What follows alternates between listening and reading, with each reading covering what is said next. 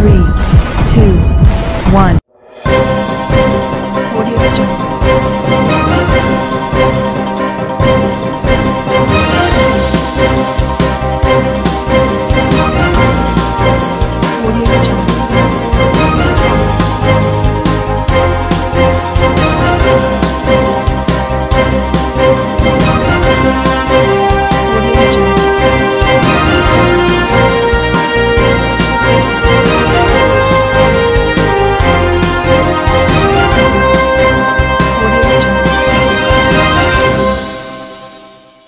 नमस्कार, मैं हूं नरेश राघानी और आप देख रहे हैं हॉराइजन न्यूज।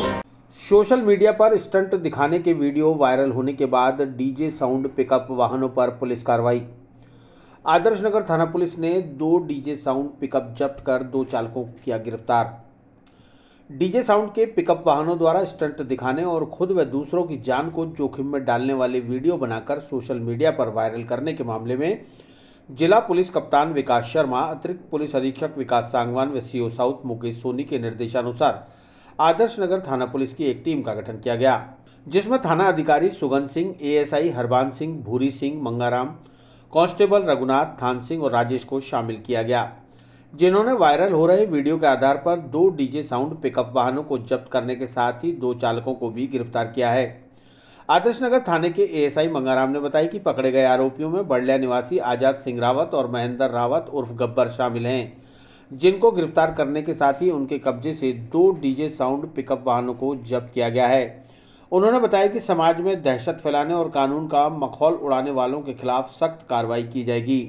कुछ दिन पहले सोशल मीडिया पर एक वायरल हुआ था जिसका पुलिस डीजे का पीछा कर रही थी, जिस पर 2 डीजे पिकअप वाहन जब्त, दोनों के चालक गिरफ्तार।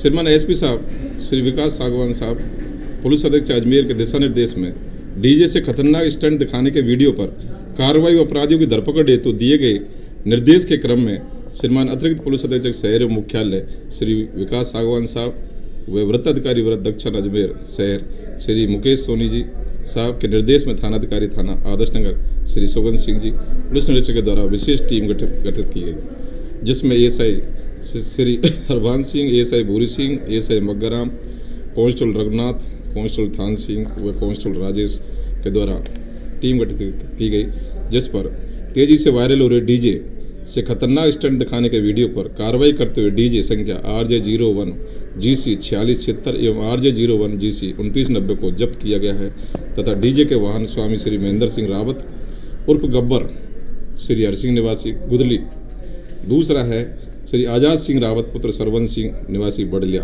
को गिरफ्तार किया गया है। आगे भी समाज में दहशत फैलाने वाले वाहनों से खतरनाक कर्तव्य दिखाने वाले तथा कानून की पालना नहीं करने वालों के खिलाफ सख्त कार्रवाई। किस तरह के कर्तव्य ये लोग तेजी चलाते हैं और जैसे ब्रेक लगाते तो उछालते हैं, लहराते हुए चलते हैं। किस नाम से डीजे? दोनों डीजे? हाँ, एक तो डीजे है किंगफिशर के नाम से है, दूसरा है गब्बर। पुष्कर के विख्यात सैंड आर्टिस्ट अजय रावत ने महाराणा प्रताप को दी अनूठी श्रद्धांजलि। अब तक के सबसे विशाल बालू रेत से उकेरी महाराणा प्रताप की आकृति लोगों के आकर्षण का बनी केंद्र। धन धन है राजपूत वह उसका सिर न झुका, अब तक कोई अगर रुका तो केवल वही रुका। मेवाड़ के वैभवशाली इतिहास के सिरमौर रहे महाराणा प्रताप की वीरता का यशोगान आज भी वसुंधरा के हर भूभाग पर हर राष्ट्रभक्त गा रहा है। महाराणा प्रताप के ऐतिहासिक व्यक्तित्व को प्रदर्शित करने के उद्देश्य से पुष्कर के अंतर्राष्ट्रीय सैंड आर्टिस्ट अजय रावत ने कस्बे के रेतीले धोरों में इतिहास रच दिया है। पुष्कर तीर्थ नगरी में रेतीले धोरों में सैंड आर्टिस्ट अजय रावत ने 200 ट्रॉली बालू मिट्टी और 4 दिन की कड़ी मेहनत के बाद अपनी टीम के साथ मिलकर 25 फुट ऊंची और 30 फुट चौड़ी महाराणा प्रताप की सैंड आर्ट प्रतिमा का निर्माण किया है, जिसको देखने प्रदेश भर से दर्शक पुष्कर पहुंच रहे हैं। पुष्कर के निकट ग्राम गनाहेड़ा के मध्यम वर्गीय किसान परिवार में जन्मे अजय रावत ने महाराणा प्रताप के प्रेरणादायक व्यक्तित्व का उदाहरण देते हुए बताया कि मातृभूमि के लिए उन्होंने देश के सबसे ताकतवर शासक अकबर से संघर्ष किया। उन्होंने राज सिंहासन पर बहुत कम वक्त बिताया। इन्हीं भावों को श्रद्धांजलि के रूप में अर्पित करने के उद्देश्य से इस विशालकाय सैंड आर्ट प्रतिमा का निर्माण किया गया है। सैंड आर्टिस्ट अजय रावत ने बताया कि उन्होंने वर्षों पूर्व महाराणा प्रताप के व्यक्तित्व से प्रभावित होकर विशाल प्रतिमा की परिकल्पना की थी, जो आज साकार हो रही है। रावत के अनुसार यह विश्व की सबसे पहली और सबसे बड़ी महाराणा प्रताप की सैंड आर्ट कलाकृति होगी। रावत का कहना था कि इतिहासकारों ने महाराणा प्रताप के व्यक्तित्व के साथ उचित न्याय नहीं किया। महाराणा प्रताप के समकक्ष अकबर का व्यक्तित्व बहुत अदना था, जिसे इतिहासकारों ने बढ़ा चढ़ाकर प्रस्तुत किया। पूर्व में आज़ादी के अमृत महोत्सव के आयोजन के दौरान अजय रावत की भेंट प्रदेश के मुख्यमंत्री अशोक गहलोत और राज्यपाल कलराज मिश्र से हुई थी। इस अवसर पर सैंड आर्टिस्ट अजय रावत ने प्रदेश के पहले सैंड आर्ट पार्क की मांग उठाई, जिस पर मुख्यमंत्री अशोक गहलोत ने पुष्कर या जयपुर में सैंड आर्ट पार्क बनवाने का आश्वासन भी दिया था। गौरतलब है कि सैंड आर्टिस्ट अजय रावत अंतर्राष्ट्रीय स्तर पर अपनी कला का लोहा मनवा चुके हैं। उड़ीसा के सैंड आर्ट फेस्टिवल से लेकर दुबई तक बालू मिट्टी की इस खास कला का परिचय प्रस्तुत कर चुके हैं। महामहिम राष्ट्रपति रामनाथ कोविंद द्वारा पुष्कर यात्रा के दौरान सैंड आर्टिस्ट अजय रावत को पुरस्कृत भी किया जा चुका है। महाराणा प्रताप जी की पुण्यतिथि है। इस अवसर पर मैंने महाराणा प्रताप जी का एक विशाल का एक बालू रेत कलाकृति यहाँ पुष्कर के रेतीले दौरों में तैयार की है। इसको बनाने में मुझे 3 से 4 दिन लगे हैं, लेकिन इस कलाकृति के पीछे मेरा एक उद्देश्य रहा था कि जो व्यक्ति जो हमारे राजा महाराणा प्रताप जी थे, वो आजीवन कभी सिंहासन पर ज़्यादा समय बैठ नहीं पाए, जंगलों में युद्ध करते रहे, जंगलों में भटकते रहे एक स्वतंत्रता के रक्षा के लिए। तो मैंने अपनी कलाकृति में उन्हें सिंहासन पर बिठाकर एक राजा को राजा की तरह दिखाया है कि किस प्रकार राजा सिंहासन पर बैठकर राज करता है। और सिंहासन है तो सिंह भी बनाए, साथ में हाथी भी बनाए हैं, उनका पूरा सिंहासन सूर्यवंश का बनाया है और एक राजा की तरह उनको दिखाया है इस कलाकृति। इसकी लगभग 25 फीट हाइट है, ऊंचाई अगर बात करें पूरे ज़मीन से, और चौड़ाई की बात करें तो ये लगभग 30 से 40 फीट के आसपास है। मुख्यमंत्री जी और राज्यपाल जी से मैंने निवेदन किया था कि राजस्थान में ये कला विकसित होनी चाहिए और मेरे जैसे और भी जो कलाकार आए उन्हें एक मंच मिलना चाहिए। इसके लिए मैंने निवेदन किया कि एक ऐसा स्थान हो, सैंड आर्ट पार्क हो, जहां सभी कलाकार अपनी रेत कला का प्रदर्शन कर सके। और इसके लिए मुख्यमंत्री जी ने जल्दी ही राजस्थान में एक सैंड आर्ट पार्क बनवाने की भी बात कही है। मैं यही संदेश देना चाहूँगा कि महाराणा प्रताप जी के महान व्यक्तित्व से हम प्रेरणा लेकर राष्ट्र की सेवा के लिए तत्पर रहें, हमारी स्वतंत्रता के लिए भी तैयार रहें, साथ ही हमारी युवा पीढ़ी युगों युगों तक उनसे प्रेरणा लेती रहें। सपना एक ही है कि राजस्थान में रेत कला को विकसित करना है, क्योंकि राजस्थान रेतीले दौरों की धरती है, लेकिन आज तक यहाँ पर सैंड आर्ट बन नहीं पाई। इसका मुझे तो नहीं पता क्या कारण रहा है, लेकिन ये बन सकती है, ये मैं करना चाहता हूँ और ये मैं कर रहा हूँ। और आने वाले समय में मुझे पूरा भरोसा है कि सरकारी स्तर पर भी इसे पूरा सपोर्ट मिलेगा। यहाँ जो कॉलेजेज हैं, यूनिवर्सिटीज़ हैं, वहाँ भी कुछ सर्टिफिकेट कोर्सेज शुरू किए जाएंगे, ये मुझे पूरा विश्वास है। आदर्शनगर थाना अंतर्गत माखुपुरा में प्लास्टिक के कट्टों की रिसाइकिल फैक्ट्री में लगी आग। 11,000 केवी की विद्युत लाइन से निकली चिंगारी से आग लगना बताया कारण, लाखों का माल जलकर हुआ खाक। आदर्शनगर थाना अंतर्गत देवजी मंदिर के पास माखुपुरा में अख्तर भाई के पुराने पोल्ट्री फार्म में रामस्वरूप नामक व्यक्ति द्वारा प्लास्टिक के कट्टों को रिसाइकिलिंग करने का काम किया जाता है। इस फैक्ट्री में लाखों रुपए का माल पड़ा हुआ था, जिसमें शनिवार सुबह अचानक आग लग गई। आग लगने की सूचना से क्षेत्र में हड़कंप मच गया और गांव के महिला पुरुष घटना स्थल पर एकत्रित हो गए, जहां से सूचना मिलने पर आदर्शनगर थाना पुलिस भी मौके पर पहुंची और तत्काल आग की विकरालता को देखते हुए फायर ब्रिगेड को सूचना दी। कुछ ही देर में फायर ब्रिगेड की 5 गाड़ियां मौके पर पहुंची और फैक्ट्री की दीवार को तोड़कर आग बुझाने के प्रयास शुरू किए। घंटों की मशक्कत के बाद 5 दमकलों ने आखिर आग पर काबू पा लिया। क्षेत्र के रहने वाले जयराम ने बताया कि 11,000 केवी की विद्युत लाइन फैक्ट्री के ऊपर से गुजर रही है, जिसमें कई बार चिंगारियां निकलती हैं। उसमें से निकली चिंगारी के चलते ही प्लास्टिक के कट्टों की रिसाइकिलिंग करने वाली फैक्ट्री में आग लगी है। आग से लगभग 10 से 12 लाख रुपए का माल जलकर खाक हो गया है। माखुपुरा देवजी मंदिर के पास में प्लास्टिक का गोदाम है, जहाँ कट्टों की रिसाइकलिंग होती है। यहाँ से 11,000 लाइन जो जा रही है, वो लाइन आप मेंशन कर सकते हो। उस लाइन में एनी टाइम फॉल्ट होते रहते हैं, ऊपर से चिंगारियाँ उठती रहती है, जिसकी वजह से ये जनानी तो नहीं हुई, लेकिन काफ़ी आर्थिक नुकसान यहाँ पर हुआ है। और यहाँ पे यहाँ से चिंगारियाँ उठी थी, वो चिंगारियाँ प्लास्टिक के गोदाम में जाके उसने भयंकर आग का रूप ले लिया है। कितनी गाड़ियाँ लगभग आ चुकी है अग्निशमन विभाग की? 4 से 5 फायर ब्रिगेड अभी तक आ चुकी है। अच्छा, पुलिस भी मौके पे ही है ना? पुलिस और सभी प्रशासन पूरा मौके पे है। और ये नुकसान पूरा 11,000 लाइन, करीबन 10 से 12 लाख रुपये का इनका नुकसान, आर्थिक नुकसान इनका हुआ है देवजी मंदिर के पास में माखुपुरा। वहीं आदर्शनगर थाने के एएसआई भूरी सिंह ने बताया कि सूचना मिलते ही पुलिस मौके पर पहुंच गई और फायर ब्रिगेड को भी बुलवा लिया, जिसने मशक्कत के बाद आग पर काबू कर लिया है। फिलहाल आग लगने के कारणों का पता लगाया जा रहा है, मामले की तफ्तीश जारी है। हालांकि आग से कोई जनहानि नहीं हुई है, लेकिन लाखों रुपए का माल जरूर जलने की सूचना है। आज दिनांक 12/2/2022 को जरिए टेलीफोन थाने पर सूचना मिली कि अख्तर भाई का पुराना पोल्ट्री फार्म है, जिसमें राम स्वरूप नाम का व्यक्ति वो कचरा फैक्ट्री चलाता है, जिसमें आग लग गई है। इस सूचना पर थाने पर आए, मौके से फायर ब्रिगेड को फ़ोन किया। फायर ब्रिगेड की गाड़ी आई और आग पर काबू पाया गया है। आग के कारणों का अभी पता नहीं चला है, शॉर्ट सर्किट होना बता रहे हैं, फिर भी आग के वास्तविक कारणों की जांच की जा रही है। लगभग अभी कितनी गाड़ियाँ आ चुकी है? मौके पे 5 गाड़ियाँ आ चुकी हैं अभी और आग पर काबू पा लिया। ख्वाजा साहब के उर्स में अजमेर पुलिस की अपराधियों के विरुद्ध बड़ी कार्रवाई। 40 लाख रुपए कीमत के 133 से ज्यादा मोबाइल बरामद कर 2 बड़ी गैंग सहित 11 आरोपी किए गिरफ्तार।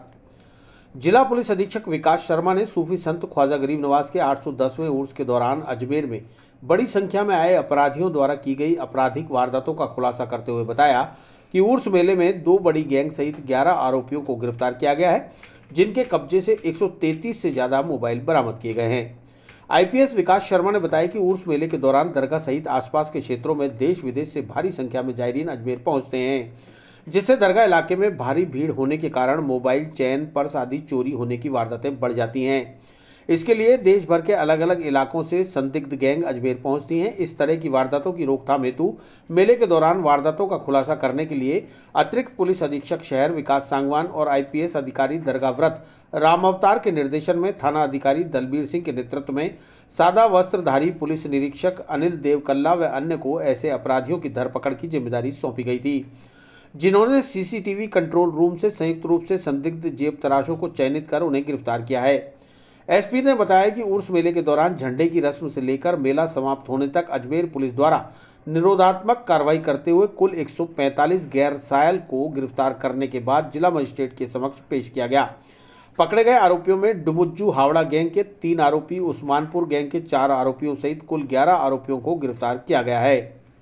सामने विदित है कि अभी उर्स ख़त्म हुआ है और उर्स में एक बड़ी समस्या रहती है मोबाइल फ़ोन्स के गायब होने की, और एक जनरल भी रहती है मोबाइल फ़ोन्स के चोरी हो जाने की, गुम निकाल लिए जाने की, जेब कतरों के द्वारा करवाए जाने की। तो इस साल के शुरुआत से ही हम 2 स्तर पे इस पे काम कर रहे हैं। एक हमारी अभय कमांड सेंटर की टीम है जो प्रीति मैडम जिसको लीड कर रही है, और जिसमें रामनिवास, सुरेश, संजय और भगवान सिंह ये कांस्टेबल्स हैं, जो पिछले साल भर में या जो हमारे पास मोबाइल फ़ोन्स की इन्फॉर्मेशन आती जा रही है उन मोबाइल फ़ोन्स को रिकवर करने का काम कर रही है। और दूसरी उर्स के दौरान हमने एक स्पेशल टीम डिप्यूट की थी जो इसी चीज़ पे काम करे कि मोबाइल फ़ोन्स कौन लेके जा रहा है, किस किस आदमी से बरामद हो सकते हैं, कहाँ कहाँ गए हैं। तो इस पे काम करते हुए ये 2 अलग अलग पैरेलल कार्रवाइयाँ मोबाइल फ़ोन्स पे कॉन्सेंट्रेट होकर चल रही हैं। उर्स मेले में इसकी खूब बहुतायत रहती है मोबाइल फ़ोन्स की चोरी होने की। 1000, 1100, 1200 मोबाइल भी कभी कभी चले जाते हैं, और इस साल भी आंकड़ा 700 के आसपास है। और इसी एक मोबाइल फ़ोन आजकल के लिए हर एक आदमी के लिए बड़ा इम्पोर्टेंट एक डिवाइस है, उसकी लाइफ का एक हिस्सा बन चुका है।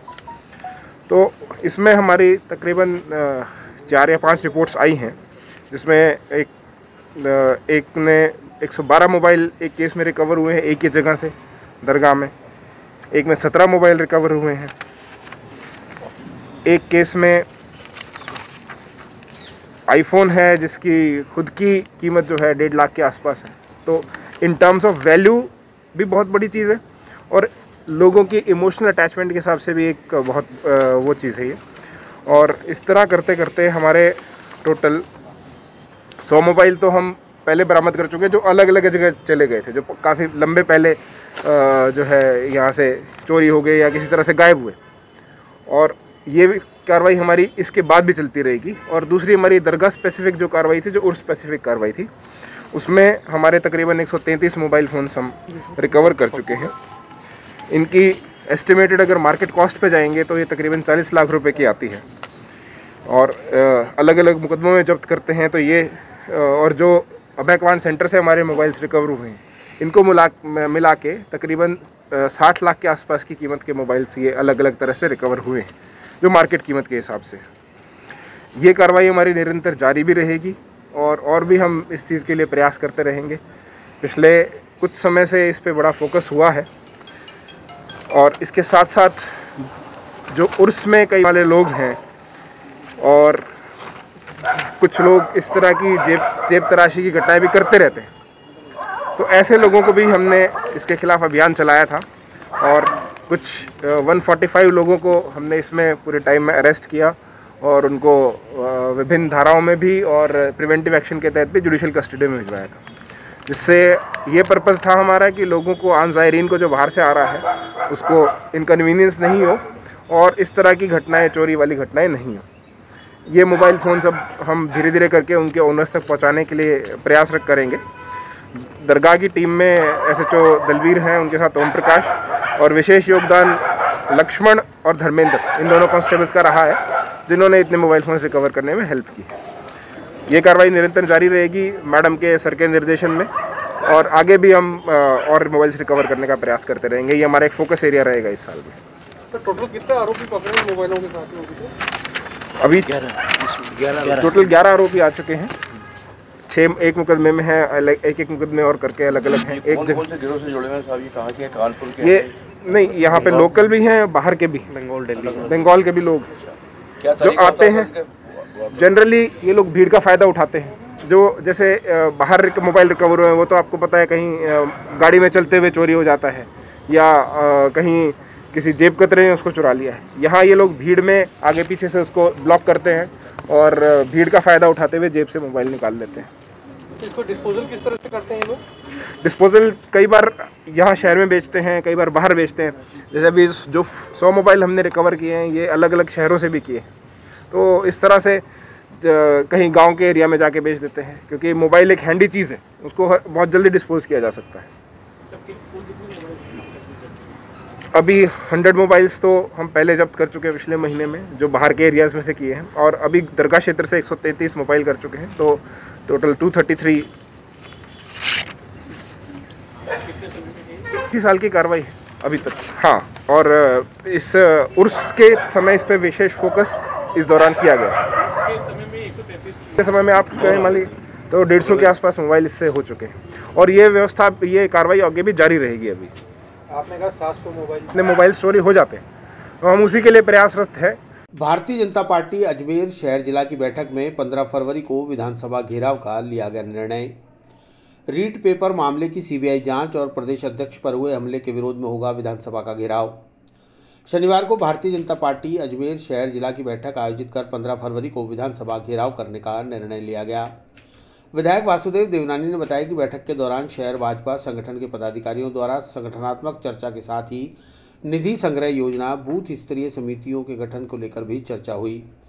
निधि संग्रह योजना में अजमेर जिला काफ़ी अव्वल रहा है, जिसमें सहयोग देने वालों का आज सम्मान भी किया गया।